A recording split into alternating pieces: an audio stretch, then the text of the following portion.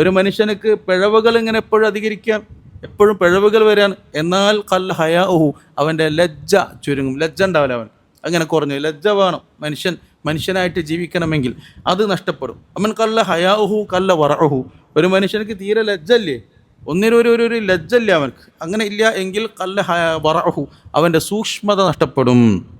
സൂക്ഷ്മത ഉണ്ടാവില്ല. ഈ സൂക്ഷ്മതയും, ഇനി ഒരു മനുഷ്യൻ്റെ സൂക്ഷ്മതയെ നഷ്ടപ്പെട്ട് ലജ്ജ പോയി, അപ്പോൾ പിന്നെ സൂക്ഷ്മത നഷ്ടപ്പെടും. സൂക്ഷ്മത നഷ്ടപ്പെട്ട് കഴിഞ്ഞാൽ അവസാനം സംഭവിക്കൽ മാത്ത കൽബുഹു, അവൻ്റെ കൽബ് ചത്തുപോകും. മനുഷ്യൻ്റെ കൽബന്നെ മരിച്ചു പോകും. പിന്നെ അവന് എന്ത് തോന്നിയാസം ചെയ്യുന്നതിന് ലൈസൻസ് കിട്ടിയ മാതിരി ഉണ്ടാകുക, ഒന്നും അവനക്ക് പ്രശ്നമില്ല. അവനക്ക് ഒരു കുറ്റം പ്രശ്നമില്ല, പടച്ചോനെയും പേടില്ല, ആരും പേടില്ലാത്തൊരവസ്ഥ പിന്നെ ഉണ്ടാവുക. ഒരു തെറ്റ് ചെയ്യുമ്പോൾ ആദ്യമൊക്കെ ഒരു പേടി ഉണ്ടാവും, പിന്നെ തെറ്റ് ചെയ്യുമ്പോൾ പിന്നെ പേടി. പിന്നെ അങ്ങനെ ഒരു കടയിൽ നിൽക്കുന്ന ആൾക്കാർ, ചില ആൾക്കാർ കളവ് നടത്തും. ചില ആളുകൾ എവിടുന്നായാലും, കടയിൽ നിന്നല്ല, പൈസ ഇങ്ങനെ കയ്യിൽ വരുമ്പോൾ ഇങ്ങനെ എടുക്കാൻ തോന്നും. ഇബ്ലീസ് ഇങ്ങനെ തോന്നും, കുറച്ച് എടുത്തോ. അപ്പോൾ കളവ് ഭയങ്കര കുറ്റാണ്, അയാൾക്കാരെ കുറ്റാണെന്ന് ആദ്യമൊക്കെ അള്ളാനെ പേടിയുണ്ടാവും. പിന്നെ അയാൾക്ക് ഇങ്ങനെ തോന്നി, ഞാൻ കക്കണില്ല, ഞാനൊരു കാര്യം ചെയ്യും, ഒരു 500 നോട്ട് എടുത്തിട്ട് നാളെ ഇങ്ങോട്ട് വെക്കാം. അപ്പോൾ ഒരു കളവാവണില്ല, എടുത്തിട്ട് മുതലാളിനോട് എന്താണ്ട് പറയണ്ട, ഞാനത് എടുത്തിട്ട് നാളെ ഇതിൽ തന്നെ വെക്കാം. അപ്പോൾ ഒരു കട എടുക്കണ മാതിരിയല്ലേ, നാളെ തന്നെ വെച്ചാൽ മുതലാളി അറിയണ്ടെന്നല്ലേ ഉള്ളൂ എന്ന് കരുതി 500 നോട്ട് എടുക്കും. പക്ഷെ നാളെ അയാൾക്ക് അത് വെക്കാൻ കഴിയില്ല. അയാൾ വിചാരിക്കും മറ്റന്നാൾ വെക്കാം. പക്ഷെ ഒരു കാലത്ത് അയാൾക്ക് അത് വെക്കാൻ കഴിയുന്നില്ല, പിന്നെയും പ്രാരാബ്ദം വന്നു. അപ്പോൾ അയാൾ ഒരു 500 കൂടി എടുത്തു.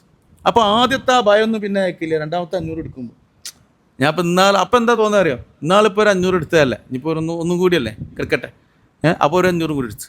അപ്പോൾ അയാൾ മനസ്സ് പറയണത് നമുക്ക് വെക്കാം, മുതലാളി അറിയണ്ട, നമുക്ക് വെക്കാം, നമ്മൾ കളവല്ലല്ലോ എന്ന് തോന്നുകയാണ്. അതിനാണ് കളവ് എന്ന് പറയുന്നത്. മുതലാളി അറിഞ്ഞാലും ശരി, അറിഞ്ഞില്ലെങ്കിൽ മുതലാളി അറിഞ്ഞെങ്കിൽ കുഴപ്പമില്ല, അറിയാതിരിക്കുന്ന കളവ് പറയുന്നത്. അങ്ങനെ ചുരുക്കി പറഞ്ഞാൽ അയാൾ 500 എടുത്തെടുത്ത് ഇയാൾ അവസാനം ഒരു ഒറിജിനൽ കള്ളനായി മാറി. പക്ഷെ എന്തായിട്ടില്ല, മുതലാളി അറിഞ്ഞിട്ടില്ല, പക്ഷെ അള്ളാഹു അറിയുന്നുണ്ട്. പിന്നെ ഇയാൾക്കത് വെക്കാൻ കഴിയില്ല. പിന്നെ ഓരോ ദിവസം എടുക്കുമ്പോൾ അയാൾക്ക് തോന്നൽ എന്താ അറിയാം, അയാളെ ഹയാ നഷ്ടപ്പെടും.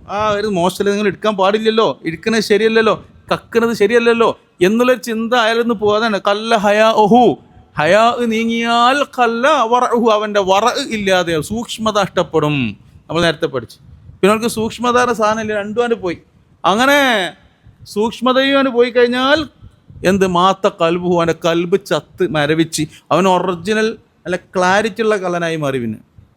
പിന്നെ വലുത് 500 മുതൽ 5000 എടുക്കാൻ തോന്നും. പിന്നെ പല ടെക്നിക്കലായിരിക്കും അവൻ്റെ കളവെടുത്ത് ജീപ്പെന്ന് എടുക്കാൻ തുടങ്ങും, പല കോലത്തിലായിരിക്കും എടുക്കുക. മനസ്സിലായില്ലേ? അപ്പോൾ അല്ലാഹു തആല നമ്മൾ കാക്കുമാറാവട്ടെ.